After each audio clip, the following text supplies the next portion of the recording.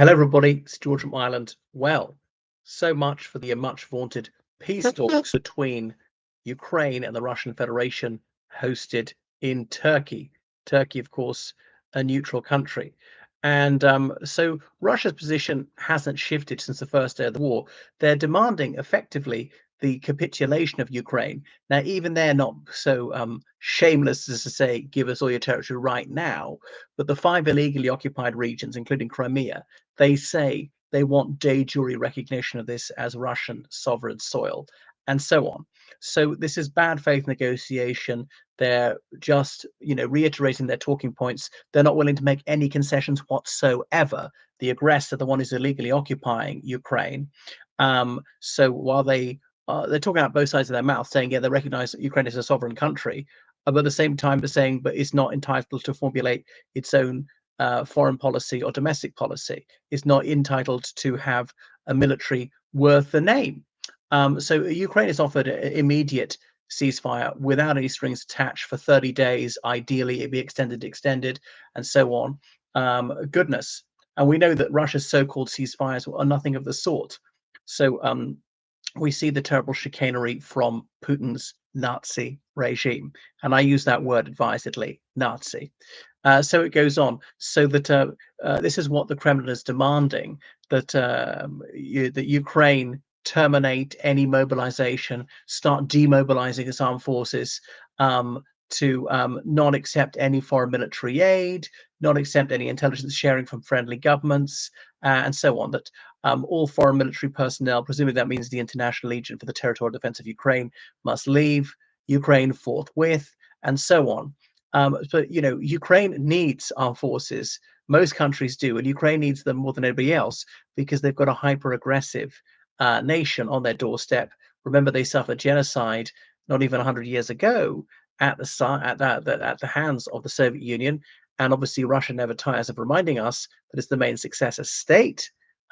They adulate Stalin, one of the most prolific mass murderers of all time, whose cruelty was rivaled only by that of Adolf Hitler. And wow, they're constantly lauding him, putting on a pedestal, literally unveiling new statues of this absolute savage. So it goes. So the Ukrainians need to defend themselves. Why would Russia want to give them up so Russia can then attack again and take the whole country? And I have a dear friend, but he's a bit foolish on this issue, saying, "Well, the Ukrainians should have given it in 2022. Are they in a better position now than they would be?" Yeah, because they do at least have 80% of their country. They have none of it. So if Russia's got this against a fairly formidable Ukrainian military, if there was no Ukrainian military worth the name, why would Russia not take the whole country? Of course they would go for that. They announced that as their war aim on the first day of the war. And they put that saying, that's it, we've done it. We've united Ukraine, Belarus, and Russia. Watch out, Belarus, you're next. And then when that seemed to be a complete flop, they took that down within a few hours. But the cat's out of the bag. That's what they're aiming at. I mean, I'd initially thought, well, they know they can't go that far. They want to go as far as the Dnieper, or what they do maybe wouldn't formally annex the whole of Ukraine. They'd put a puppet president back in there. And then although Ukraine might be outwardly independent, effectively it would take orders from Moscow, and so on. So now Russia says it wants a monitoring mission to oversee the ceasefire, as in sort of more troops on Ukrainian soil, and things like that. So how on earth could you recognize them? So Russia claimed that Kherson, Zaporizhia, Donetsk, Lugansk, and Crimea had to be recognized as legally Russian. Well, they're absolutely not. They had these rigged referenda. Now, admittedly, certainly in Crimea, if it was held on a completely fair basis, it would be a majority would be for join Russia. But that doesn't make that peninsula part of Russia. The others, again, if they held on a completely fair basis, they probably would. I'm not that sure. It would be a majority, wouldn't be a huge majority. But again, people don't always get what they want.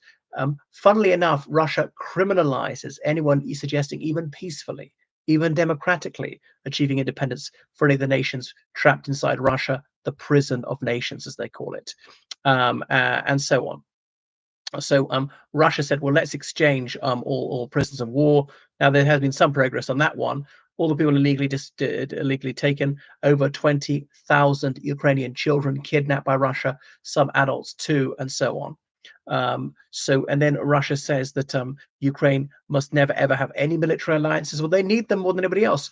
So why does Russia get to have the Collective Security Treaty Organization? With Armenia, Kazakhstan, Kyrgyzstan, Tajikistan, and Belarus. They never asked Kiev's permission, so why should Kiev ask their permission? And yes, Russia wants limitations on the size of the Ukrainian military, on all their activity, and blah blah blah, and so on. Why? Because they want to attack them. Russia is so much bigger. Ukraine is no threat to Russia. Ukraine never claimed a millimeter of Russia. Even Russia never said that. They never fired a shot at Russia. Until Russia invaded them. Even after 2014, when Russia invaded them, seized Crimea, seized bits of Donetsk and Lugansk. The Ukrainians didn't cross over the border. They have been so peaceful. So, there's never been a conflict in my life that's been so obvious between good and evil. Now, I know there are plenty of good Russians, and I know there are bad Ukrainians. But yeah, it's the regime which is so objectionable, which has killed so many of its people. So this is not a roadmap for peace at all. It's a roadmap for surrender and just to enable new acts of aggression. Anyway, so they say that Ukraine must never join the North Atlantic Treaty Organization or indeed the European Union, and so on. So and obviously, Russia wants the sanctions lifted, which show they hurt. And all this nonsense from the Russian state media. And I've actually a Russian friend said that, oh, the sanctions don't hurt us. So why do you want them lifted then? Why do you ever trade with other countries if it's so bad for you? And so on. So they want their frozen assets back and things like that. So we know that they're just stalling for time. They're just going through the motions to try and show to Putin that they're not blocking negotiations. Well, they are effectively blocking. They're not offering any concessions themselves whatsoever. I suppose that's the thing. The battlefield situation is all right, but this destruction of those Russian planes, apparently it's about 10 of them were destroyed and double that number damaged. That is a bit of a blow to Russia. But as I've often said, they can sustain this war through this year. The meat grinder, enough young men either being drafted, tempted by the bonuses, but they're going to be increasingly difficult to pay the bonuses. Oil revenue is falling. I noticed they're selling way fewer diamonds. Another barometer of economic health is car sales have fallen about 27%. So people just don't have the big disposable income. Bear in mind, it's a bit of bonanza for some military families when they got the big signing up payout, death bonuses, high salaries. So if you're not in the military, a lot of people are doing quite badly. So the economy is being slowly crushed. Much more resilient than anybody anticipated. So Putin's got dreadful generals, but as they say, got a wunderkind banker, Elvira Naibulina. So she's chair of the Russian central bank, somehow always pulling rabbits out of the hat, but just very worried about inflation and have interest rates so high. So they're in for a really rough 2026 economically. I mean, especially if oil prices keep going down. Imagine if sanctions on Iran are lifted, Iranian oil and gas on the market, that'll be very bad news for them. Right. Thank you for watching my channel. Make sure you subscribe on Patreon, donate to PayPal, georgecallan.com. Goodbye.